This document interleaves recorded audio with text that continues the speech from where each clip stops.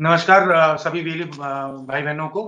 आज जो हमारी सीरीज है डीजीपे पे चर्चा जो हम पहले करते हैं, बीच में कुछ टाइम गैप हो गया। आज हमने फिर से वो चर्चा रिज्यूम करी आपके साथ। तो आप सबका डीजीपे पे चर्चा में स्वागत है। हम लोग आज डीजीपे के कुछ नए इनिशिएटिव्स, डीजीपे में क्या चैलेंजेस थे, अभी कैसे हमने उसको रिजॉल्व किया है, उसके बारे में बात करेंगे। सो in the series of DGPay पे चर्चा, this is fourth such चर्चा। सो डीजीपे में जैसा कि आप लोग जानते हैं 5 सर्विसेज हैं। कैश डिपॉजिट है, कैश विड्रॉल है, बैलेंस इंक्वायरी है, मिनी स्टेटमेंट है, माइक्रो एटीएम है, वॉलेट टॉपअप जो डिजिटल सेवा पोर्टल का डीजीपे के बैलेंस के थ्रू कर सकते हैं। और अभी सस्पेंडेड है for the time being because कुछ नई गाइडलाइंस हैं, उसके हिसाब से हमें अपने सिस्टम में चेंज करना पड़ रहा है। तो अभी डीजीपे जो मेन पोर्टल है उस पर डीएमटी बंद है, पर डीजीपे जो लाइट एप्लीकेशन हमारा उसमें डीएमटी स्टार्ट हो चुका है। उस पर अगर किसी को डीएमटी करना है तो डीजीपे लाइट ऐप इंस्टॉल करके अपने को रजिस्टर करके डीएमटी की सर्विसेज वहां से कर सकते हैं। जैसा कि आप सबको पता है डीजीपे में एईपीएस की सर्विसेज हैं, आप सबको पता है उसमें चल रही है। उसके अलावा आप डीजीपे में माइक्रो एटीएम की सर्विस भी है। माइक्रो एटीएम जो है ये पोर्टल जो हमारा सीएससी का है, eSeva.cccloud.in, सीएससी बाजार में जाके वहां से आप ये माइक्रो एटीएम ऑर्डर कर सकते हैं 2100 रुपीज में। और आपको हम लोग जो हमारी कोशिश रहती है 1 हफ्ते के अंदर आपको मिल जाए। लॉजिस्टिकल इश्यूज उन सब की वजह से कभी हो सकता है ये थोड़ा डिले हो जाता है, जहां तक हमको फीडबैक मिला है। We are working with our partners, logistical partners, कि इसको और कैसे एफिशिएंट बना सके। तो हमारा अभी काफी उसमें इंप्रूवमेंट है और हम लोग 1 हफ्ते के अंदर अब भी कोशिश कर रहे हैं कि आपको अपना माइक्रो एटीएम मिल जाए। माइक्रो एटीएम में ट्रांजैक्शन कैसे करते हैं, ऑर्डर का आपको प्रोसेस बताया हमने। एक्टिवेशन के लिए माइक्रो एटीएम सर्विस 2 ऐप है जो डीजीपे में आप काम करते हैं, उसको आपको इंस्टॉल करना पड़ता है आपके मोबाइल फोन में। और आपका जो पिन पैड है, जो पिन पैड मतलब कि आपका जो माइक्रो एटीएम है, वो आपको अपने डिवाइस के साथ पेयर करना होता है ब्लूटूथ के थ्रू। ट्रांजैक्शंस अभी इसमें 2 तरीके की होती हैं, बैलेंस इंक्वायरी और कैश विड्रॉल। तो अगर कार्ड के थ्रू अगर कोई बैलेंस इंक्वायरी करना चाहता है अपने अकाउंट की, तो वो माइक्रो एटीएम अपने कार्ड के थ्रू माइक्रो एटीएम में आके कर सकता है डीजीपे पर। और कैश विड्रॉल सर्विस, जैसा कि हमारे अभी करीब 42,000 वीएलईज हैं जो ये सर्विस अभी दे रहे हैं। तो हमें ये ईयर एंड तक कोशिश कर रहे हैं कि हम लोग 80,000 वीएलईज तक ये सुविधा पहुंचाएं। तो जो भी वीएलई इंटरेस्टेड है, हमें जाके आप माइक्रो एटीएम ऑर्डर कर सकते हैं सीएससी पोर्टल पर, और हम लोग आपको सारा सहयोग करेंगे कि आपका जल्द से जल्द वो माइक्रो एटीएम एक्टिवेट हो जाए।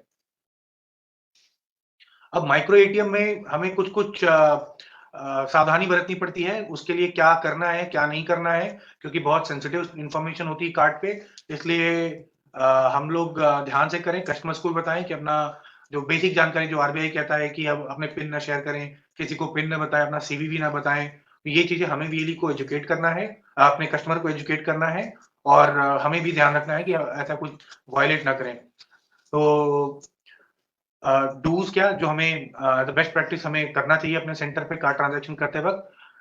जब भी हम ट्रांजैक्शन करते हैं तो उसमें हम लोग उस ट्रांजैक्शन की रिसीप्ट कस्टमर को दें। जो भी ट्रांजैक्शन करते हैं उसका रिकॉर्ड रखें, एक सेपरेट रजिस्टर मेंटेन करके। अभी हम लोग रजिस्टर दिखाएंगे एईपीएस का, उसी तरह थोड़ा बहुत चेंज करके माइक्रो एटीएम का भी रजिस्टर बना सकते हैं। अपने रजिस्टर में जब वीएलई ट्रांजैक्शन करता है तो एज अ एक्नॉलेजमेंट उसका अपने रजिस्टर पर सिग्नेचर भी लेके उसने कैश रिसीव कर लिया आपके साथ। जब माइक्रो एटीएम ऑर्डर करते हैं तो सबसे एक रिक्वेस्ट है कि आप हमेशा अपना सही नाम और पता और सही पिन कोड डालें। क्या होता है, बहुत सारे जो वीएलई हमारे ऑर्डर करते हैं, पिन कोड गलत होने की वजह से, नंबर गलत होने की वजह से, या पता सही नहीं होता, उस वजह से माइक्रो एटीएम डिलीवर नहीं होता और हमारे पास रिटर्न आ जाता है। फिर हमारे पास क्वेरी आती है या फिर हम कॉल करके कंफर्म करते हैं, तो उसमें 15-20 दिन आपके खराब हो जाते हैं। तो कोशिश करें कि आप इसको ध्यान में रखें जब आप माइक्रो एटीएम ऑर्डर कर रहे हैं, और ऐसा करने से आपको 1 हफ्ते के अंदर माइक्रो एटीएम आपका मिल जाएगा और आप काम शुरू कर सकते हैं। माइक्रो एटीएम जो है एक, देखिए कुछ सिक्योरिटी गाइडलाइंस है हमारे जो रेगुलेटर है फाइनेंशियल सेक्टर में, उनका कुछ माइक्रो एटीएम का जो सिक्योरिटी गाइडलाइंस है उसमें अगर कुछ डैमेज होता है, कुछ फिजिक अगर हम डेलिकेटली नहीं हैंडल करते हैं, जो डिवाइस है मान लीजिए गिर गई कुछ, या सर्टेन वाइब्रेशन लेवल होता है उसमें, तो माइक्रो एटीएम अपने आप को टेम्पर कर लेती है, मतलब उसको अपने आप को ब्लॉक कर लेती है, आप कुछ नहीं कर पाएंगे। फिर उसको हमें वापस आपसे मंगा के और बैंक को भेजना पड़ता है उसे दोबारा की इंजेक्शन या उसको रीसेट करने के लिए। तो कोशिश करेंगे इसको डेलिकेटली हैंडल करें। जो एक मिसकंसेप्शन है लोगों के अंदर, जो एक एक मिसकम्युनिकेशन हुआ है, वो ये कि ये बार-बार खराब होता है। पिट टेम्पर्ड ये जो टेम्पर्ड होती है डिवाइस, वो टेम्पर्ड तभी होती है जब उसके साथ कोई छेड़छाड़ होती है। अगर ये डिजीपे में मैप करके दी गई है और किसी बैंक के सिस्टम में आप करेंगे, तो इसका मतलब आप जो सिक्योरिटी गाइडलाइंस है उसको ब्रीच कर रहे हैं और इस वजह से आप वो मशीन अपने आप को टेम्पर्ड कर लेती है, अपने आप को ब्लॉक कर लेती है। उसी तरह आपने उसको सही से हैंडल नहीं किया, उसको गिरा दिया, तो तब भी अपने आप को टेम्पर कर लेती है ताकि कोई डेटा लॉस या कुछ तरह का ऐसा ना हो। तो ये सब सिक्योरिटी रीजंस की वजह से टेम्परिंग होती है। तो आप कभी भी इस तरह की एक्टिविटी ना करें जिससे मशीन आपकी खराब हो और आपका नुकसान हो। और एक जो इम्पोर्टेंट बात आपसे कहनी थी, बहुत लोग ऐसा होता है कि अपनी आईडी से ऑर्डर ना करके अपने किसी फ्रेंड जो वीएलई है उनके थ्रू ऑर्डर करते हैं, या अपने किसी और घर में अगर किसी और के नाम से सीएससी है या किसी भी तरीके से अगर दूसरे नाम से ऑर्डर करते हैं, तो जैसा कि आपको पता होगा, हमेशा जिस नाम और वीएलई आईडी से ऑर्डर होता है माइक्रोइटर, हम लोग उसी से मैपिंग करके भेजते हैं। तो ये डिलीवर होने के बाद फिर यूज नहीं कर पाते हैं आप, और हम आपकी कंप्लेन आती है कि हमने तो किसी और की आईडी से ऑर्डर किया था। तो प्लीज ऐसा ना करें ताकि आपको परेशानी ना हो। अब क्या हमें अवॉइड करना चाहिए माइक्रो एटीएम के इसमें? तो जैसा अभी मैंने बताया, अपनी सीएससी आईडी से ही ऑर्डर करें। अपना कार्ड नंबर जब भी है कस्टमर का, ना उसको स्टोर करें, ना सेव करें, ना उसका कार्ड नंबर कहीं नोट करें, ना उसकी इमेज कैप्चर करें। कस्टमर से आप पिन ना पूछें।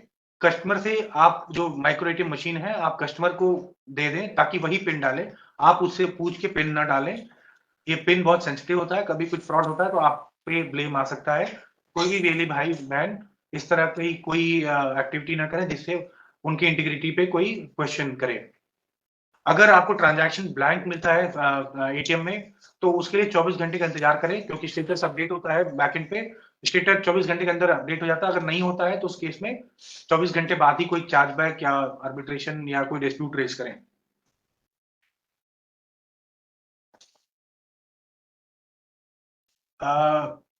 जब जब आप अपने माइक्रो एटीएम डिवाइस पे कोई ऐसा सॉफ्टवेयर, एक्सटर्नल सॉफ्टवेयर ना इंस्टॉल करें जिससे वो डिवाइस को कॉपी करे, हैक करे, या उसमें किसी तरह का सिक्योरिटी ब्रीच करे। तो इसका जरूर ध्यान रखें।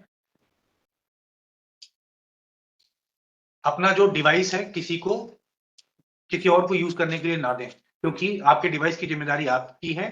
अगर कोई ऐसी फ्रॉडलेंट ट्रांजैक्शन होती है तो क्योंकि डिवाइस आपकी थी, तो आपसे ही जो एज पर रेगुलेटरी गाइडलाइंस है वो रिकवरी होगी और आप ही को रिस्पॉन्सिबल ठहराया जाएगा। इसलिए इसका प्रिकॉशन बरतते हुए आप किसी को अपना डिवाइस शेयर न करें, अपने किसी दोस्त को, अपने किसी ऑपरेटर को यूज करने के लिए। नेक्स्ट।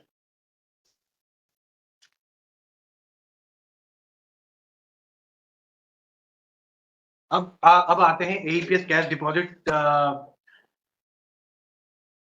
अभी एईपीएस कैश डिपॉजिट की बात करते हैं। एईपीएस कैश डिपॉजिट जैसा कि आप सबको पता है कि डिजीपे में लाइव हो गया है। डिजीपे लाइट में अभी हम लोग टेस्टिंग फेज में, उसको भी थोड़ी देर में स्टार्ट करेंगे। तो अभी तक 24 बैंक जो लाइव गए हैं, उनमें से उनकी ट्रांजैक्शन हो सकती है, बट बैंक्स, जैसा कि आपको पता है और आप लोग हमें बताते रहते हैं कि बहुत सारे बैंक्स की ट्रांजैक्शन नहीं होती है। तो उस केस में आप उसमें फोर्सफुली ट्रांजैक्शन ट्राई ना करें। अगर आता है कि सर्वर नहीं अप है बैंक का, या ट्रांजैक्शन नहीं हो रही है, तो इसका मतलब उस बैंक ने अभी टेम्पररी वो अपना डिपॉजिट सर्विसेज बंद कर रखा है अपने कस्टमर्स के लिए, ऑफर्स। तो इसलिए उसकी ना करें। जो बैंक का डिपॉजिट हो रहा है उन्हीं का करें। अगर उसमें कोई तकलीफ आती है तो कस्टमर को रिसीव जरूर दें, ताकि अगर उसको ट्रांजेक्शन सक्सेसफुल होने के बाद भी क्रेडिट नहीं मिलता है तो अपने ब्रांच में जाके वो बता सके कि उसको क्रेडिट नहीं मिला है। तो और जहां हमारा टिकट सिस्टम है, आपको पता है, सीसी का टोल फ्री नंबर आपको पता है हमारा, उस पर आप कंप्लेन कर सकते हैं अगर आपकी कोई सुनवाई नहीं हो रही है बैंक ब्रांच में या बैंक कस्टमर केयर पे। तो हम लोग फिर थ्रू जो चैनल है बैंक में डिस्प्यूट रेज करने का, उसको हम लोग रेज करके कोशिश करेंगे कि आपका इश्यू रिजॉल्व करेगा। जहां तक आपको पता है कि जो कैश डिपॉजिट सर्विस है, इसमें कोई चार्ज नहीं लेना होता, जैसा कि डीएमटी में 1% चार्ज लेना होता है। कैश डिपॉजिट सर्विस फ्री है। इसमें कस्टमर का बैंक आपको पेमेंट करता है, जिसके लिए हम आपको आगे उसका एक इंटरचेंज फी का कुछ परसेंटेज शेयर करते हैं। तो इसके लिए आप कस्टमर से कोई चार्ज ना करें, ये कस्टमर को ये सर्विस फ्री ऑफ कॉस्ट देनी है। डिपॉजिट ट्रांजैक्शन होने के बाद हमेशा कस्टमर को कैश डिपॉजिट की स्लिप जरूर दें, और कस्टमर से कैश तभी लें जब आपको सक्सेस मैसेज स्क्रीन पे आ गया है। नेक्स्ट। आपको ये भी पता होगा, जो हमने पिछली बार बताया था, डिजिटल सेवा पोर्टल जो वॉलेट है, जो डीएसपी का वॉलेट है, आप डिजीपे से रिचार्ज कर सकते हैं, जिसका कोई चार्ज नहीं है। तो आप इस सर्विस को यूज करते हो, डिजीपे पे जो लोग भी काम करते हैं अपने क्रेडिट बैलेंस को यूज करके डिजिटल सेवा पोर्टल का जो आपका वॉलेट है उसको टॉपअप कर सकते हैं रियल टाइम में, और आप जो चार्जेस, जो गेटवे चार्जेस हैं उससे बच सकते हैं। तो आप इसका इस्तेमाल करिए, और इसमें जो फेल्योर है, इसमें एक्सटर्नल डिपेंडेंसीज बहुत कम है, इसलिए ये जो अगर फेल्योर आपको मतलब टाइम बिंग मिलता भी है, तो इवनिंग में जब रिकंसिलिएशन होता है तो हम लोग उसको, अगर सक्सेस हो चुका है, हमारे पास आपका बैलेंस कट चुका है, तो उसको बैकएंड से हम लोग अपडेट कर देते हैं और आपका टॉपअप सक्सेसफुल हो जाता है। Next, back. तो आपको वॉलेट टॉपअप के कुछ बेनिफिट्स बताएं, जैसा कि आपको पता है अभी जो नया इनकम टैक्स गाइडलाइन आया है गवर्नमेंट का, तो 20 लाख अगर आईटीआर फाइल नहीं किया है, तो आपने देखा होगा, अगर आईटीआर फाइल नहीं किया है किसी भी एली ने पिछले 3 साल का, तो 20 लाख से ज्यादा अगर कैश विड्रॉल करता है बैंक से, जैसा कि आप जानते हैं, आप कैश देते हैं, आपके डिजीपे लेजर में आपका बैलेंस अपडेट होता है, फिर आप पे आउट करते हैं, आपके अकाउंट में पैसा आता है, और आप जाके अपने बैंक से कैश लेके आते हैं।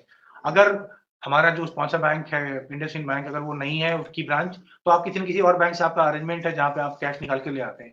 तो आपको, जैसा कि सभी को एक इनकन्वीनियंस फेस हो रही है आजकल, 20 लाख से ज्यादा कैश विड्रॉल करते हैं तो आपको चार्जेस लगते हैं 2%, और 1 करोड़ के ऊपर जाते हैं तो 5% लगते हैं, और अगर किसी ने आईटीआर फाइल किया है 3 साल का, तो 1 करोड़ के ऊपर जाके 2% टीडीएस चार्ज होता है। तो आप उसको ईयर एंड पे अपना आईटीआर फाइल करके क्लेम कर सकते हैं, पर मतलब टाइम बिंग वो 2% आपका स्टक हो जाता है सिस्टम में। तो इसके लिए कैश मैनेजमेंट करना बहुत जरूरी है। तो उसके लिए हमने ये सुविधा डीजीपे में दी थी कि बहुत सारे वीवी जो इलेक्ट्रिसिटी बिल का कलेक्शन करते हैं, इंश्योरेंस करते हैं, उसमें बिल कलेक्शन होता है, बहुत सारी सीसी की सर्विसेज जिसको आपको कैश में पेमेंट आता है, तो उस कैश को आप यूटिलाइज कर सकते हैं डिसबर्समेंट में। तो डिसबर्समेंट करते हैं तो आपका जो कैश आया, मान ली बिजली का बिल कलेक्ट किया तो 1% से 3% तक हमें चार्जेस मिलते हैं, बीबीपीएस से किया तो कुछ एक फिक्स चार्जेस हैं बिल कलेक्शन के, तो वो आपको उस पर तो इनकम हुई, आपने जो कैश को डिसबर्स किया उसी कैश को, इसको पता आप बैंक में टेलर देखते हो जहाँ पे कैश का जो काउंटर होता है, वो जो कैश आता है उसी कैश को बांटते हैं, उसी तरह आप भी अपना यूटिलाइजेशन कर सकते हैं कैश को। आपका कैश आया किसी सर्विस को देने के बाद, उसी कैश को आप डिसबर्स कर सकते हैं, किसी कोई कस्टमर को जो विड्रॉ करने है उसको दे सकते हैं। तो इससे आपका कैश मैनेजमेंट ठीक हो जाएगा, आपको बार बार ब्रांच नहीं जाना पड़ेगा, और जो आप ब्रांच से कैश लेके आते हैं उससे जो चार्जेस लगते हैं, जो इनकन्वीनियंस होती है, आपको वहां जाना पड़ता है, वो कॉस्ट जो है आपकी सेविंग होती है, और आपके जो बैंक ब्रांच में क्यू होता है, भीड़ होती है कैश निकालने के लिए, आप उससे भी बच सकते हैं। अब एक डीजीपे लाइट आपने देखा होगा, हमने काफी जगह हमारे डिस्ट्रिक्ट मैनेजर्स हैं, स्टेट हमारे स्पोक्स, हमारी टीम आपको कहती होगी कि डीजीपे लाइट पे भी आप लोग आ जाएं। तो उसके लिए हमने जो डीजीपे लाइट एक ऐप बनाया था, एक फॉलबैक ऐप हमारा, कि अगर डीजीपे में कभी प्रॉब्लम आती है तो डीजीपे लाइट पे आप आके ट्रांजैक्शन कर सकते हैं, या डीजीपे लाइट कभी डाउन तो डीजीपे पे ट्रांजैक्शन कर सकते हैं। तो अब सभी वीएलई से रिक्वेस्ट है कि दोनों ऐप अपने सिस्टम अपने उसमें इंस्टॉल कर लें, और कभी किसी भी ऐप में तकलीफ है तो दूसरे ऐप से आप काम कर सकते हैं। अभी जैसा कि आप स्क्रीन पे देख पा रहे होंगे, हमने डीजीपे लाइट ऐप की जितनी भी ट्रांजैक्शन है, आपका जो हम 80% कमीशन शेयर करते हैं डीजीपे में या डीजीपे लाइट में, हम 10% एक्स्ट्रा पे कर देंगे। अभी जो रिपब्लिक डे बोनांजा चल रहा है, 21 दिसंबर से हमने स्टार्ट किया था, 26 जनवरी तक चलेगा। तो 26 जनवरी के बाद जितने भी एरियज ने ट्रांजैक्शन किया है डीजीपे लाइट ऐप पे, आपका तो जो डेली कमीशन वो तो रेगुलरली जा रहा है, जो 10% कमीशन है आपको कैलकुलेट करके एक साथ पेमेंट कर देंगे। तो आप सबसे रिक्वेस्ट है कि ये जो स्कीम निकाली हमने, इसका फायदा उठाएं, ज्यादा से ज्यादा ट्रांजैक्शन करें डीजीपे लाइट पे, अपने आप को रजिस्टर करके एक्टिवेट करें, ट्रांजैक्शन करें, और जो ये एडिशनल इनकम का अभी जो स्कीम चल रहा है उसका फायदा उठाएं। अब डीजीपे लाइट के बारे में बताते हैं कि डीजीपे लाइट ऐप क्या है और किस तरह काम करता है। तो डीजीपे लाइट ऐप जो है, ऑनबोर्डिंग थोड़ा सा डिफरेंट है इसमें। जैसा कि आप डीजीपे में अपने आप को इंस्टॉल करने के बाद आप रजिस्टर करते हैं, और आपका जो डिजिटल सेवा पोर्टल पे क्रेडेंशियल पड़े हुए हैं वहां से वो अपने आप फेच करके हो जाता है। पर डीजीपे लाइट थोड़ा डिफरेंट है। डीजीपे लाइट में आपका डिजिटल सेवा पोर्टल का कोई इंफॉर्मेशन हम फेच नहीं करते, आपको सारी इंफॉर्मेशन खुद डालनी पड़ती है, रियल टाइम पे हम वो सारी चीजें वेरीफाई करते हैं as per guideline, DC onboarding guideline, वो वेरीफाई करके हम लोग आपको बैकएंड से एक्टिवेट कर सकते हैं और उसके बाद आप ट्रांजैक्शन कर सकते हैं। जो सर्विसेज डीजीपे लाइट में उसके बारे में बता दें, आधार एईपीएस की सारी सर्विसेज एक्सेप्ट डिपॉजिट है। डिपॉजिट भी हम लोग काम कर रहे हैं, जल्द ही उसमें डिपॉजिट की सर्विस भी एक्टिवेट हो जाएगी। आधार टू आधार ट्रांसफर स्टार्ट हो जाएगा और आधार पे स्टार्ट हो जाएगा। डीएमटी है, डीएमटी काफी अच्छा फीडबैक हमें वीएलिस से मिला, जिन वीएलिस ने यूज किया है, और जो एक्सपीरियंस है वो काफी इंकरेजिंग है जो वीएलिस का जो हमें मिल रहा है। तो आप सभी लोग डीएमटी को यूज करें। इससे जो भी मल्टीपल सर्विसेज हैं, तो जितनी सर्विसेज आप डीजीपे करेंगे उसमें आपका कैश मैनेजमेंट ठीक होगा और इसमें आपको फायदा होगा। डीजीपे का आपको पता है, डीएमटी का उसका आपको कमीशन भी ज्यादा मिलता है, तो उससे आपकी इनकम भी बढ़ती है। माइक्रो एटीएम सर्विस भी डीजीपे लाइट पे है। इसका भी काफी अच्छा रिस्पांस मिला हमें वेली से, कि जिन्होंने माइक्रो एटीएम डीजीपे लाइट पे किया है उनका काफी स्मूथ चल रहा है। तो आप भी जिन्होंने माइक्रो एटीएम लिया है, डीजीपे पे एक्टिवेट कर लिया है, डीजीपे लाइट पे भी एक्टिवेट कर लें। अगर डीजीपे में कोई परेशानी आए तो डीजीपे लाइट में कर लें, डीजीपे लाइट में अगर कोई परेशानी आती है तो डीजीपे में कर लें, काम आप उससे कर सकते हैं। सो ये जो सुविधा है ये भी अपने दोनों ऐप पे स्टार्ट कर लीजिए। डीजीपे लाइट पे उन्हीं माइक्रो एटीएम को अलाउ करेंगे जो डीजीपे पे पहले एक्टिवेट हो चुके हैं, तो इसका प्लीज ध्यान रखेंगे। मिनी स्टेटमेंट सर्विस जो डीजीपे में है, डीजीपे लाइट में भी है, बैलेंस इंक्वायरी है, और यूपीआई भी हमने स्टार्ट कर दिया है डीजीपे लाइट पे। आप यूपीआई के थ्रू अपने सर्विसेज जो आप डिलीवर करते हैं कस्टमर को, प्रोडक्ट भी डिलीवर करते हैं, आप अगर कोई यूपीआई के थ्रू पेमेंट करना चाहता है तो डीजीपे लाइट ऐप में वो भी सुविधा है, आप पेमेंट एक्सेप्ट कर सकते हैं। जो नई सर्विसेज आने वाली हैं डीजीपे लाइट में है वो आधार पे और कैश डिपॉजिट। तो ये हम लोग कोशिश करें 31 मार्च तक इसको स्टार्ट कर लें। डीजीपे लाइट में जैसा कि आप डीजीपे में जब आप ऑथेंटिकेशन करते हैं तो आपको बायोमेट्रिक ऑथेंटिकेशन करना पड़ता है। डीजीपे लाइट में हमने कुछ ऐसा प्रोविजन किया है कि dual authentication, two factor authentication जो गाइडलाइन है, अगर आप लॉगिन आप पिन से कर सकते हैं ओटीपी से, और जो टू फैक्टर ऑथेंटिकेशन जो गाइडलाइन है, जब आप एईपीएस करने जाते हैं तो बायोमेट्रिक ऑथेंटिकेशन करके आप एईपीएस ट्रांजैक्शन कर सकते हैं। तो हम लोग कंप्लायंस भी कर दिया, पर अगर एईपीएस नहीं कर रहे हैं, आप डीएमसी और कार्ड ट्रांजैक्शन करते हैं तो उसके लिए आपको बायोमेट्रिक ऑथेंटिकेशन करने की जरूरत नहीं पड़ेगी।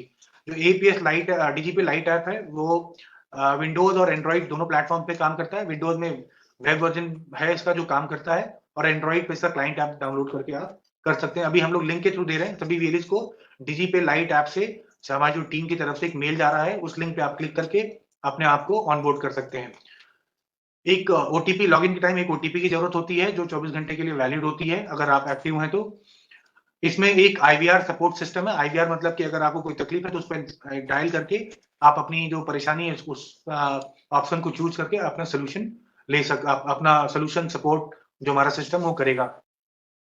इसमें लाइव चैट फैसिलिटी भी है व्हाट्सएप के थ्रू, तो आप व्हाट्सएप पे भी जाके चैटबॉट है, चैटबॉट पे आप जाके अपने चैट कर सकते हैं सिस्टम से। आपका अगर कोई ऐसा स्टैंडर्ड प्रॉब्लम है तो उसका रेजोल्यूशन भी वहीं पे हो जाता है। आप इसमें डुअल वॉलेट है, आप दोनों वॉलेट से काम कर सकते हैं, डीएमटी वॉलेट और ट्रांजैक्शन वॉलेट। ट्रांजैक्शन वॉलेट में आपका जितना कार्ड और एईपीएस की ट्रांजैक्शन सेटल होती है, बट अगर कहीं भी किसी वॉलेट में फंड की जरूरत हो तो एक वॉलेट से दूसरे वॉलेट में फंड ट्रांसफर कर सकते हैं और ट्रांजैक्शन कर सकते हैं। इसमें आप मल्टीपल अकाउंट भी कर सकते हैं, प्रोवाइडेड कि वो आपका अकाउंट हो और सक्सेसफुली वैलिडेट हुआ हो। और इसमें जो कमीशन हम देते हैं क्रेडिट, वो रियल टाइम पे देते हैं। तो डीजीपे लाइट कैसे स्टार्ट कर सकते हैं, इसके लिए हमारे कलीग हैं विनय, वो आपको ऑनबोर्डिंग प्रोसेस बताएंगे, किस तरह डीजीपे लाइट ऐप पे ऑनबोर्ड होना है और कैसे काम करना है। डीजीपे लाइट ऑनबोर्डिंग हमने बहुत एक सिंपल प्रोसेस बनाया है कि इसमें हम जो डिटेल्स ले रहे हैं वीएलई से, तो जो बेसिक डिटेल्स लेते हैं हम उसका यूजर नेम लेते हैं, उसका मोबाइल नंबर लेते हैं, ईमेल आईडी, शॉप का नाम और आपकी स्टेट। ये 4 डेटा आप अपने यहाँ अपने डिस्ट्रिक्ट टीम में जो आपके डिस्ट्रिक्ट मैनेजर हैं और जो आपके स्पोक है वहाँ पर डीजीपे के, आप उनके साथ शेयर कर सकते हैं। जब आप डेटा उनको शेयर कर देंगे तो वो 2 या 3 दिन में आपकी एक यूजर क्रेडेंशियल आपका बन जाता है डीजीपे लाइट का, और वो आपके पास मेल के थ्रू और मैसेज के थ्रू आपके पास आ जाएगा आपका क्रेडेंशियल, आपकी लॉगिन आईडी पासवर्ड आ जाएगा और आपको लॉगिन डिटेल्स भी उसमें मेंशन होगी।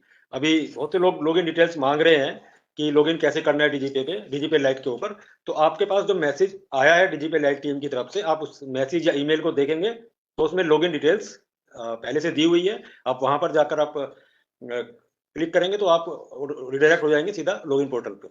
जब आपके पास लॉगिन डिटेल्स आ जाएगी तो आप लॉगिन करने के लिए आप कैसे जाएंगे, तो ये इस तरह का आपका मोबाइल पे जब आप करेंगे, ऐप डाउनलोड कर लेंगे, तो इस तरह का इंटरफेस आएगा। उसमें आपको अपनी लॉगिन आईडी डालनी है, पासवर्ड डालना है और फिर ओटीपी के लिए प्रोसीड करना है। एक एमपिन आपके मोबाइल पर जाएगा, आप उस एमपिन को डालेंगे। जब आप लॉगिन कर लेंगे तो इस तरह की एक ऐप खुल जाएगी आपकी। उसमें आपको केवाईसी करना होगा। सबसे पहले आपको केवाईसी करना होगा। अभी बहुत से हमारे यूजर्स हैं जिन सबकी क्रेडेंशियल बन चुके हैं, पर उन्होंने अभी तक केवाईसी नहीं करी है। और आपको बता दें, जब तक आप केवाईसी नहीं करेंगे आप कोई भी सर्विस नहीं कर पाएंगे। तो सभी से मेरा अनुरोध है, जिन लोगों की डिजिटल लाइट की आईडी बनी गई है वो सब लोग अपनी केवाईसी कीजिए। क्योंकि जिस समय हम आपको ऑनबोर्डिंग करते हैं, आपसे हम कोई डिटेल नहीं लेते, हम सिर्फ आपकी बेसिक डिटेल्स लेते हैं। तो केवाईसी के समय हम आपसे आपका आधार और आपके पैन की डिटेल लेते हैं, वो अपने यहाँ से वेरीफाई होती है। तो इसलिए आपको सबसे पहले केवाईसी के लिए जाना होगा। सबसे पहले हम अपना मोबाइल नंबर वेरीफाई करेंगे। अपना मोबाइल नंबर डालेंगे, एक ओटीपी आपके मोबाइल के ऊपर आएगी, आप उसको वेरीफाई करेंगे। मोबाइल वेरिफिकेशन के बाद आप अपना ईमेल आईडी वेरिफिकेशन करेंगे। आप अपनी ईमेल आईडी डालेंगे, ईमेल के ऊपर एक ओटीपी आएगी, आप उसको वेरीफाई करेंगे। इस तरह का एक वेलकम पेज आएगा। अब आपको पैन वेरिफिकेशन करना है। पैन वेरिफिकेशन के समय हमें अपना पैन का जो फ्रंट का पेज, जो फ्रंट साइड होती है, वो आपको लानी है, उस पर उसकी फोटो क्लिक करनी है। इसी तरह हम आधार का करेंगे, आधार का फ्रंट और आधार का बैक। एक चीज हमें ध्यान रखनी, जिस समय हम वेरिफिकेशन करते हैं, अपना केवाईसी करते हैं, तो जो हम एड्रेस अपने आधार में डालते हैं, वही एड्रेस से हमें अपनी एक जो शॉप की एक फोटो लगती है और एक अपनी सेल्फी हम खरीद लेते हैं इसमें, तो वो ध्यान रखना है कि वो उसी लोकेशन पे होनी चाहिए, वही जियो टैगिंग होनी चाहिए उसकी। क्योंकि होता क्या है कि आपने आधार लगाया है गाजियाबाद का और आप कर रहे हैं लखनऊ से, तो वो नहीं होगा।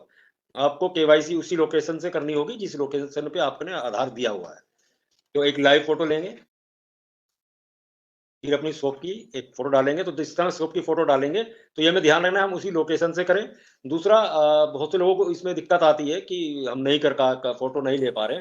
तो आपको ये ध्यान रखना कि इस समय हम मोबाइल से केवाईसी करें। ध्यान रखें मोबाइल से ही करें, क्योंकि सिस्टम से करेंगे तो सिस्टम से आपको केवाईसी करने में दिक्कत होगी। क्योंकि अब फोटो जो आप शॉप की फोटो लेंगे तो सिस्टम आप नहीं भाड़े जा पाएंगे, लैपटॉप से भी करने में बहुत दिक्कत होती है।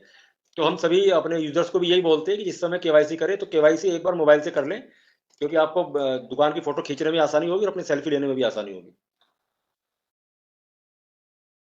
कुछ बेसिक डिटेल्स होती है इसमें जो आप डाल देंगे, और उसके बाद जब आपकी केवाईसी हो जाएगी तो हमारी बैक एंड से टीम उसको वेरिफिकेशन कर देती है। तो अभी बहुत से यूजर्स आ रहे हैं कि हमारी केवाईसी पेंडिंग है। हमारी टीम केवाईसी कर रही है, वेरिफिकेशन कर रही है। फाइनेंशियल ट्रांजेक्शन करते हैं लोग, तो इसलिए उसको हम थोड़ा समय लगता है उसको करने में। तो थोड़ा आप वेट कीजिए, 2 दिन में 3 दिन में केवाईसी सबकी हो जाती है। तो इस तरीका का पोर्टल आपका खुल जाता है जब आप केवाईसी कंप्लीट हो जाएगी। तो अभी इसमें सर्विसेज आप देखेंगे तो सर्विसेज के अंदर AEPS, micro ATM, domestic money transfer, ये सब सर्विसेज आपकी आ जाएंगी। तो डीएमटी के बारे में हम थोड़ा बता दें, डोमेस्टिक मनी ट्रांसफर हम इसमें कैसे करते हैं। तो इस तरह का एक आपका पेज खुल के आएगा, तो आप डोमेस्टिक मनी ट्रांसफर के ऊपर क्लिक करेंगे। ठीक है, अब हमको जैसे हमें मनी ट्रांसफर करना है, तो सबसे पहले हमें उसमें अपना सेंडर की डिटेल डालनी होगी, उसका मोबाइल नंबर डालेंगे, कॉन्टैक्ट डिटेल नाम डालेंगे।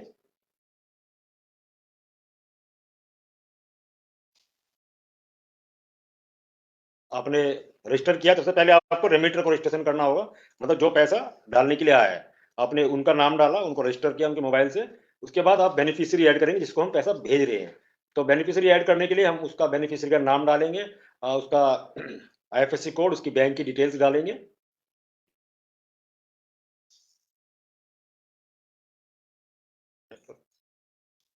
ये सब डिटेल डालने के बाद इसमें एक ऑप्शन होता है, आपको बेनिफिशियरी अगर आपको चेक करना है, वेरीफाई करना है कि ये बेनिफिशियरी जो मैंने डाला है वो मोबाइल नंबर, वो उसकी बैंक डिटेल सही है या गलत है, तो इसमें बेनिफिशियरी चेक करने का भी ऑप्शन होता है, वेरीफाई करने का। तो वेरीफाई करने में आपके 2 रुपए करीब कटते हैं, 2.5 रुपए कटते हैं। तो इस समय आप वेरीफाई करना, अगर आप पूछ लेंगे उससे कस्टमर से कि आप वेरीफाई करना या नहीं करवाना चाहते हैं, तो सेफर ऑप्शन के लिए आप पहले उसको वेरीफाई कर दीजिए, उसमें 1-2 रुपये ही कटता है। तो वो वेरीफाई हो जाता है कि हाँ यही बैंक डिटेल्स है जो उन्होंने डाली है। बैक करो, एक बार बैक करो। अच्छा, इसके अंदर एक सबसे अच्छी बात यह है कि जिस समय आप हम पैसा भेजते हैं डोमेस्टिक ट्रांसफर में, तो हम 75,000 तक, अप टू 75,000 तक रुपीज एक मोबाइल नंबर से भेज सकते हैं एक मंथ में। और इसमें हम हमारे पास ऑप्शन है कि IMPS के थ्रू भेज रहे हैं या NEFT के थ्रू भेज रहे हैं। तो जिस तरह इसमें लिमिट आ रही है, अवेलेबल लिमिट, मतलब अभी 50,000 रुपये तक वो भेज सकते हैं, मतलब वो 25,000 की लिमिट अपनी कंज्यूम कर चुके हैं। तो उस तरह की उसकी लिमिट भी उसके अंदर उसकी दिखती रहती है, कितनी लिमिट है कितनी लिमिट नहीं है। बेनिफिशियरी डिटेल आपने डाली, कंफर्मेशन के लिए आपके पास आएगा, कंफर्म की करेंगे आप, ये आपका सक्सेस का आ गया है मैसेज। तो बहुत सिंपल प्रोसेस है। इसके अंदर अभी तक हमें एक लगभग 7-8 महीने हो गए करते करते, 1 साल से भी ज़्यादा हो गया वैसे तो। हमारे पास जो चांसेस है डिक्लाइन के, जो केसेस है बहुत कम है, मिनिमम केसेस आते हैं डिक्लाइन के। डूज एंड डोंट के बारे में बात करें डोमेस्टिक मनी ट्रांसफर में, तो हमें सबसे पहले यही ध्यान रखना है कि इस समय हम बेनिफिशियरी डिटेल डाल रहे हैं वो करेक्ट डिटेल डालें। और सबसे बेस्ट मैंने आपको बताया कि जब आप डिटेल डालें तो एक बार उसको वेरीफाई करवा लें। वेरीफाई में 2 या 3 रुपए लगते हैं, तो वो वन टाइम होता है। एक बार आपका बेनिफिशियरी आपने वेरीफाई कर लिया है तो वो हमेशा के लिए वेरीफाई रहेगा। जितनी बार भी कस्टमर आएगा और वो पर्टिकुलर बेनिफिशियरी का नंबर डालेगा तो वो वेरीफाइड ही आएगा उसमें।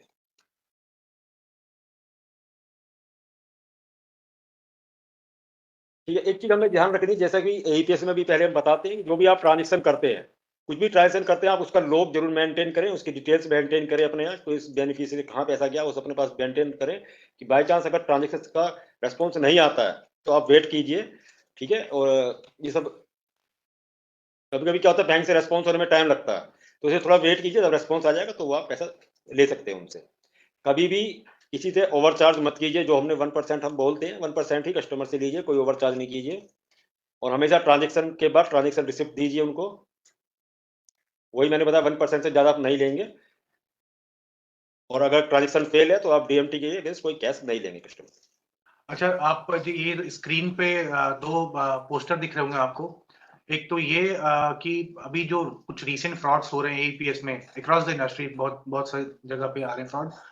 तो किसी तरह हमने देखा है कि हमारे वेलीज काम कर रहे हैं, ट्रांजैक्शन भी किया, बाद में कुछ ऐसे कस्टमर जो डिलिबरेटली कंप्लेन करते हैं, जानबूझ के कंप्लेन करते हैं। उन्हें सिस्टम में उनको लगता है कंप्लेन किया और किसी ने एक्सेप्ट नहीं किया, किसी ने इंक्वायरी नहीं करी तो एक्सेप्ट हो जाता है और उनको पैसे मिल जाते हैं। तो ऐसे लोगों पे कार्रवाई चल रही है, उनको हम पकड़ रहे हैं। बाकी बैंक भी है, रेगुलेटर भी है, वो देख रहा है कैसे कौन से ऐसे लोग हैं। पर इससे बचने का बहुत आसान तरीका है, हम लोग बार-बार मैसेजिंग करी है। सभी डेली अपना जो भी ट्रांजैक्शन करते हैं उसका रजिस्टर मेंटेन करें। फॉर्मेट भी हमने शेयर किया था अपने स्टेट टीम के थ्रू, आपके व्हाट्सएप ग्रुप्स में मैसेजिंग भी करी थी। तो इसमें सभी लोग ये प्रैक्टिस शुरू कर दें, अपना रजिस्टर मेंटेन करें, कस्टमर से सिग्नेचर लें और उनको बोलें कि ये फॉर्मेट है, उनको बोलें कि अ, सारी डिटेल उसमें रखें और कुछ ऐसा जो डिस्प्यूट का केस आता है उसमें सिग्नेचर लें, उनका थंब लें, जो भी आपके पास है।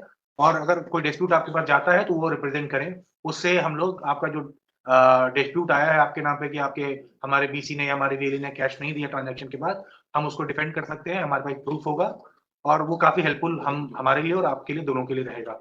एक फॉर्मेट है। और जिन जिन कस्टमर की जो भी हमें एडवाइस मिली है NPCI साइड से कि कस्टमर की आईडी जरूर रखें, मास्क आईडी कि कितने ट्रांजैक्शन किया, उसकी डिटेल रखें, सो दैट अगर फ्यूचर में कोई डिस्प्यूट रेज करता है कोई कस्टमर तो हम उसको इजीली ट्रैक कर पाए, उनका डिटेल, उनका फोन नंबर भी चेक कर लें। दूसरी रिक्वेस्ट ये है कि जब AEPS ट्रांजैक्शन करते हैं तो कस्टमर को कहें कि फिजिकल आधार लेके आए कस्टमर। आप फिजिकल आधार पे उनकी फोटो जरूर मैच कराएं कस्टमर को वेरीफाई करने के लिए और ट्रांजैक्शन करें। अभी जो देखा गया है कि बहुत सारे लोग आते हैं, आधार नंबर बता देते हैं और ट्रांजैक्शन कर ले जाते हैं। वो फोर्ज्ड आधार है, कहीं ना कुछ प्रॉब्लम हुई इसी सिस्टम में, किसी गलत तरीके से किसी का आधार बनाए और अब वो लोग जाके फ्रॉड कर रहे हैं। उसमें हमारे वेरीज का भी काफी नुकसान हुआ। उनके सेंटर पे आए, ट्रांजैक्शन किया उन्होंने और अपना कोई एक्चुअल आइडेंटिटी प्रूफ दिखाया नहीं। तो आप सभी से रिक्वेस्ट है कि फिजिकल आईडी प्रूफ जरूर देखें कस्टमर का। अगर आधार से ट्रांजैक्शन कर रहे हैं तो आप फिजिकल आधार बोलिए कि कस्टमर जरूर लेके आए, ताकि आप वेरीफाई कर लें कि सही कस्टमर है और जिस कस्टमर का ट्रांजैक्शन करे वो खुद वो कस्टमर आया हुआ है। दूसरा, जब फिंगरप्रिंट ऑथेंटिकेशन करते हैं तो ध्यान रखें कहीं फिंगरप्रिंट पे किसी ने कुछ अटैच तो नहीं कर रखा है। बहुत जगह ऐसा होता है कि बहुत तरीके से फ्रॉड होते हैं। आप काफी जो VLE बहुत टाइम से काम करते हैं समझते होंगे। तो जरूर ध्यान रखें कि कोई भी कस्टमर ऐसा आता है उसकी फिंगर आप चेक कर लें, सैनिटाइज कर लें, साफ सुथरा अपनी मशीन है उसका हाथ साफ करा के तब ट्रांजैक्शन करें। और अपने आप को ऐसे फ्रॉडलेंट जो लोग हैं अभी मार्केट में, जिन्होंने अभी क्योंकि उनकी वजह से बहुत फ्रॉड बढ़े सिस्टम में, उनसे आप बच सकें। ये जो फॉर्मेट देख रहे हैं, ट्रांजैक्शन सीरियल नंबर आप देखिए, ट्रांजैक्शन डेट, आरआरएन नंबर हर ट्रांजैक्शन का जो जनरेट रहा वो रखें, अमाउंट कितने का था, आप मास्क आधार रखें या एटीएम का मास्क वो रखें, लास्ट के 4 डिजिट मास्क करके रखें। कस्टमर का मोबाइल नंबर जरूर रख लें ताकि अगर कुछ प्रॉब्लम होती है तो कस्टमर को कॉन्टैक्ट किया जा सके, और उसका नाम लिखवा के उसे सिग्नेचर जरूर करा लें कि उसको कैश मिल गया है।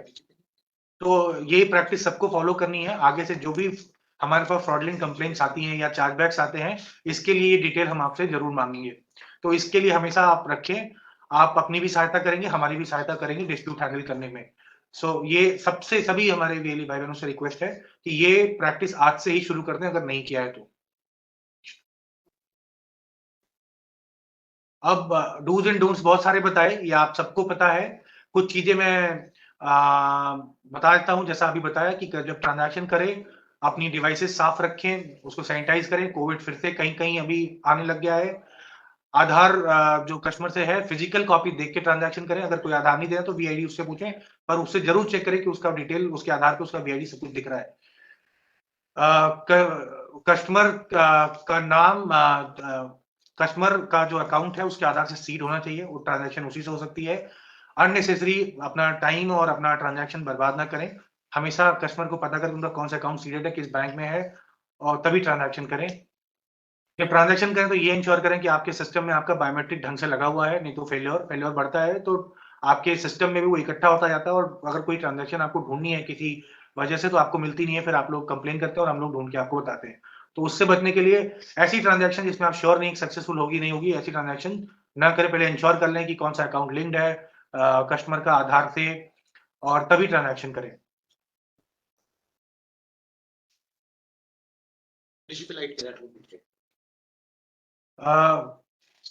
जब कैश डिस्पर्स कर देते हैं तो जैसा मैंने बताया, उस जो फॉर्मेट दिखाया था उस फॉर्मेट में कस्टमर से एक्नॉलेजमेंट जरूर कराएं कि हाँ उसने कैश ले लिया है आपसे। उसके लिए उनका सिग्नेचर, थंब कुछ भी है वो लेना है आपको। अगर कोई हमारे वीएलई अफोर्ड कर सकते हैं, अपने सेंटर पे बहुत सारे वीएलई कर भी रहे हैं, हमने देखा है। और बहुत सारे वीएलई अगर उनके ऊपर फ्रॉडलेंट केस का कस्टमर ने लगाया कि हमारे साथ फ्रॉड हुआ है, तो हमारे वीएलई ने वीडियो प्रूफ दिया है, क्योंकि उन्होंने अपने यहाँ कैमरा लगा रखा था उसका, और उसमें वो रिकॉर्ड होता था कि कस्टमर आके ट्रांजैक्शन करके गया है। तो अगर आप कर सकते हैं तो वो आप अपने सिस्टम, अपने सेंटर में वो कैमरे जरूर, सीसीटीवी कैमरे जरूर फिक्स कराएं। सिक्योर अपने आप को सिक्योर करने के लिए फिंगरप्रिंट फ्रॉड्स जो हो रहे हैं, और ट्रांजैक्शन फेल्योर कम करने के लिए जो ऑथेंटिकेशन फेल्योर्स होते हैं, उसके लिए डीजीपे में आप जैसा कि जानते हैं आइरिस काम करता है। आइरिस मशीन का यूज करें और उससे अपने आप को आइरिस स्कैनिंग से जो फिंगरप्रिंट फ्रॉड है उसको अपने आप को सेफगार्ड कर सकते हैं। अपने शॉप की ब्रांडिंग देखिए, क्या होता है कि लुक एंड फील जितना अच्छा होता है लोग अट्रैक्ट होते हैं। तो अपने शॉप को प्रॉपर डीजीपे बैनर ब्रांडिंग साफ सुथरा करके, हमने कुछ पहले शेयर किया था किस तरह करना चाहिए, उस तरह अपने सेंटर को लगे कि ये कुछ बैंकिंग आउटलेट है, यहाँ पे फाइनेंशियल ट्रांजैक्शन होती है, उस तरह का अपने शॉप को, अपने ऑफिस को, जहां भी आप काम करते हैं उस तरह का लुक एंड फील देने की कोशिश करें। क्या नहीं करना है, अवॉइड करना है, कस्टमर की पर्सनल डिटेल्स बिना उसकी कंसेंट के स्टोर नहीं करें। जैसा कि रजिस्टर हमने बताया, रजिस्टर में जो लेना है वो तो लेना है, बट कभी भी उसका आधार अपने पास स्टोर करके ना रखें, या कोई ऐसी पर्सनल इंफॉर्मेशन जो नहीं होनी चाहिए उसको स्टोर ना करें अपने पास में। जब आपको सक्सेस मैसेज मिले तभी आप कैश डिसबर्स करें।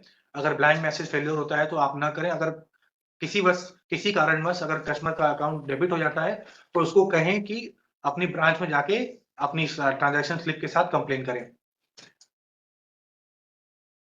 अगर आपको रिफंड नहीं आया है कैश में, आपके लेजर में, डीजीपे लेजर में, तो आप कस्टमर को रिफंड ना करें, वो कस्टमर के अकाउंट में ही पैसे जाते हैं। अगर कस्टमर के बैंक का सर्वर डाउन है, उस केस में कभी होता है कि कस्टमर का जो अकाउंट डेबिट हो जाता है पर हमें सक्सेस नहीं मिलता और हम आपको सक्सेस नहीं दे पाते आपके सिस्टम पे, तो उस केसेस में जो रिफंड होता है वो कस्टमर के अकाउंट में ही होता है। तो ये बात कस्टमर को समझा के रखें। ये 3 दिन के अंदर हो जाता है, बट फिर भी to be on safe side आप 7 दिन का बता के चलें कि 7 दिन के अंदर वो रिफंड उनका बैंक खुद ही करेगा। अब हमें एनपीसीआई जैसा कि हमें बहुत सपोर्ट करता है, हमें एनकरेज करता है ट्रांजैक्शंस के लिए, और हमारी जो कुछ परेशानी होती है जो आप हमें बताते हैं, हम एनपीसीआई को करते हैं, उसको बहुत सीरियसली लेके रिजॉल्व करने की कोशिश करता है। एनपीसीआई ने एक नया ऐप डिजी साथी ऐप लॉन्च किया है, चैट बॉक्स भी है, उनका टोल फ्री नंबर भी है।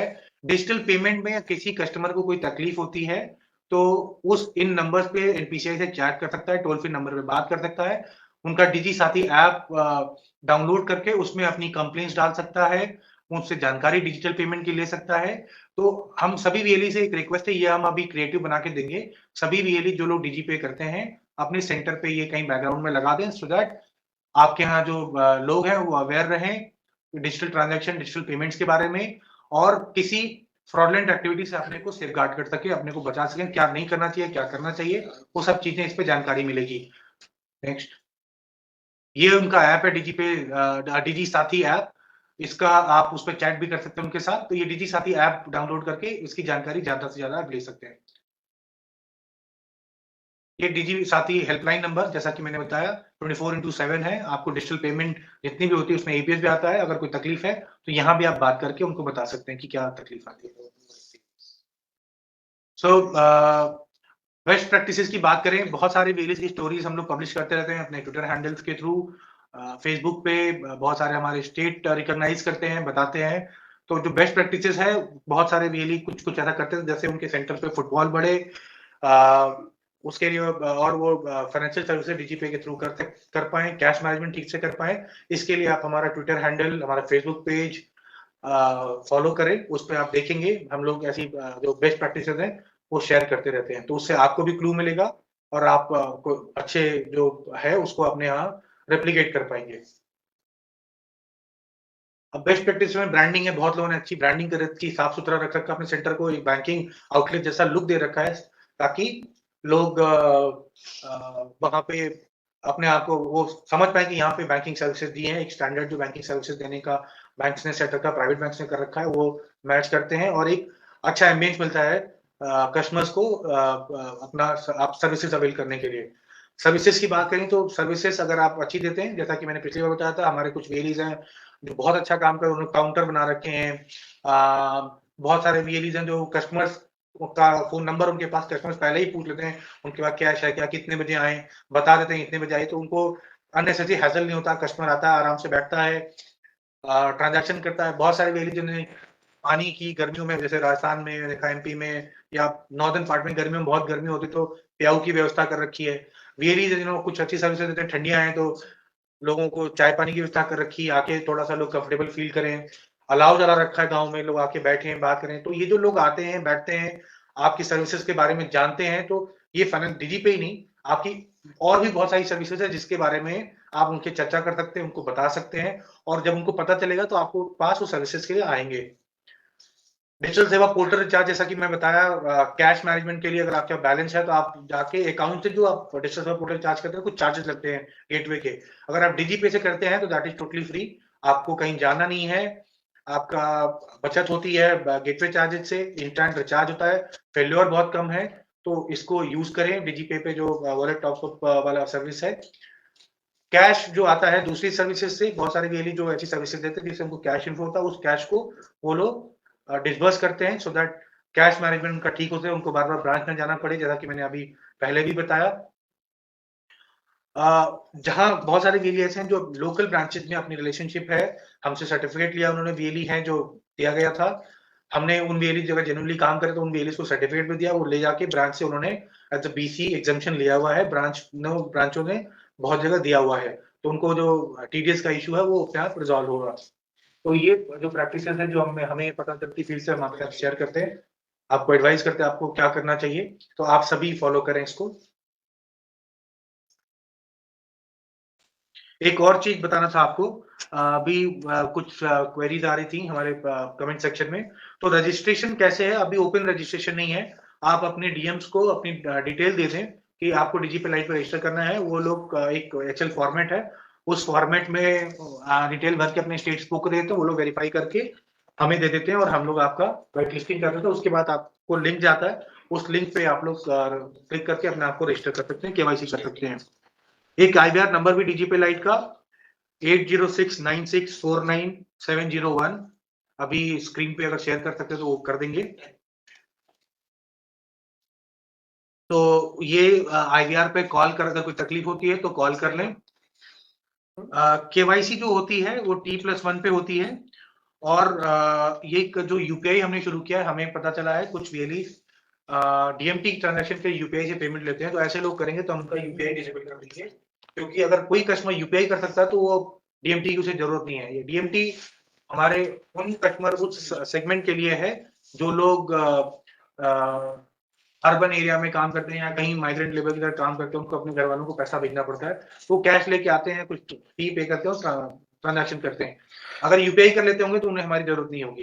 तो DMT के लिए यूपीआई कोई लेता है तो वो कहीं ना कहीं हमें उस पर सस्पिशन होता है, और इसलिए हम लोग उसको ब्लॉक करने के प्रोसेस में जो ऐसा करेगा। IVR नंबर अभी स्क्रीन पे दिखा रहा है, आप नोट कर लें, और कोई भी तकलीफ होती है DGP लाइट में, इस IVR पे कॉल कर सकते हैं। IVR नंबर मैं एक बार फिर रिपीट कर देता हूँ, 8069649770।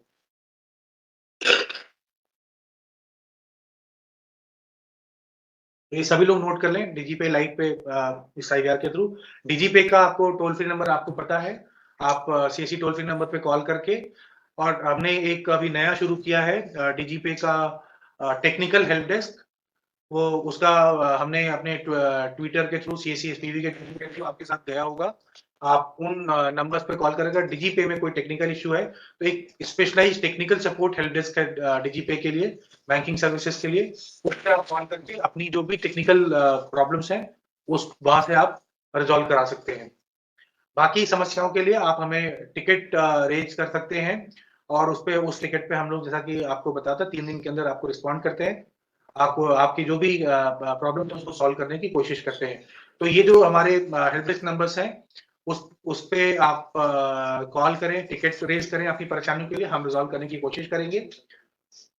दूसरा, अभी किसी भी तरह की परेशानी के लिए हम लोग अवेलेबल हैं मंडे टू सैटरडे, आप हमारे इस पे कॉल कर सकते हैं। बट DigiPay पे अभी स्टेबल हो चुका है, जो भी परेशानियां थी, हमें मालूम इनकन्वीनियंस हुई, तकलीफ हुई, हमने भी कोशिश करी कि आपकी तकलीफ को जितनी जल्दी जो आपकी परेशानी उसको रिजॉल्व कर सके, कोशिश करिए। बट फिर भी किसी को रह गई, उसके लिए जो भी आपको इनकन्वीनियंस हुई उसके लिए हमें वी रिग्रेट फॉर दैट, हमें उसके लिए खेद है। हम कोशिश कर रहे हैं कि उसको और बेहतर बनाए जो हमारी सर्विस है, और आपके फीडबैक को हम बहुत पॉजिटिवली लेते हैं, उस पर काम करते हैं। तो इसके साथ ही आज का ये सेशन क्लोज करते हैं। Thank you so much.